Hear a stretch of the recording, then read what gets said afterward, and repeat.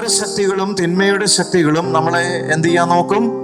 തകർക്കാൻ നോക്കും. നമ്മുടെ ജീവിതത്തെ, പ്രാർത്ഥനാ ജീവിതത്തെ തകർക്കാൻ നോക്കും. നമ്മുടെ കുടുംബത്തെ തകർക്കാൻ നോക്കും. നമ്മുടെ ജീവിതത്തിലെ വലിയ നാശനഷ്ടങ്ങളൊക്കെ തിന്മ കയറുമ്പം വരുത്തി വെക്കും. ഈ തിന്മയുടെ ശക്തികൾ നമ്മുടെ ജീവിതത്തിൽ വലിയ പ്രതിസന്ധികൾ സൃഷ്ടിക്കും. അപ്പൊ ഈ തിന്മയിൽ നിന്ന് ഒരു വിടുതൽ നമുക്ക് ലഭിക്കണമെങ്കിൽ നമ്മൾ ആരെ ആശ്രയിക്കണം? ഈശോയെ ആശ്രയിക്കണം. കർത്താവിൻ്റെ വചനത്തെ നമ്മൾ ആശ്രയിക്കണം. അപ്പൊ അതുകൊണ്ടാണ് വചനം പറയുന്നത്, അവിടെ തന്റെ വചനം അയച്ച് അവരെ സൗഖ്യമാക്കി. അപ്പൊ നമുക്ക് വചനത്തിലൂടെ മാത്രമേ സൗഖ്യം ലഭിക്കുകയുള്ളൂ.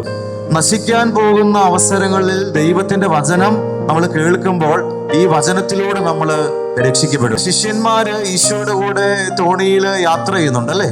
ഈ യാത്രയിൽ ഇങ്ങനെ തോണി ഇളകി മറിയുന്നുണ്ട്. വലിയ കൊടുങ്കാറ്റിൽപ്പെട്ട് ഇങ്ങനെ തോണി ഇളകി മറിയുകയാണ്.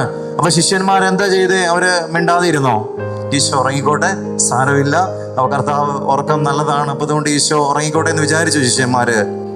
കർത്താവെ, ഞങ്ങൾ നശിക്കാൻ പോവുകയാണെന്ന് പറഞ്ഞു അല്ലേ? ഇത് നാശത്തിന്റെ ആ ഒരു വക്കിലേക്ക് എത്തിയിരിക്കുകയാണ്. നീ അവിടെ വെറുതെ ഉറങ്ങിയിട്ട് കാര്യമില്ല, നീ എഴുന്നേൽക്കണം. അപ്പൊ അതുകൊണ്ടെന്ന് പറഞ്ഞ് ഞാൻ നശിക്കാൻ പോവുകയാണ്. അത് ഉള്ളിന്റെ ഉള്ളിൽ നിന്നുള്ള ഒരു നിലവിളിയാണ്. വചനം നമ്മളെ വിശുദ്ധീകരിക്കും. വചനം നമ്മളെ സത്യത്തിലേക്ക് നയിക്കും. വചനത്തിലൂടെ നമ്മുടെ വ്യക്തി ജീവിതങ്ങൾ സൗഖ്യപ്പെടും.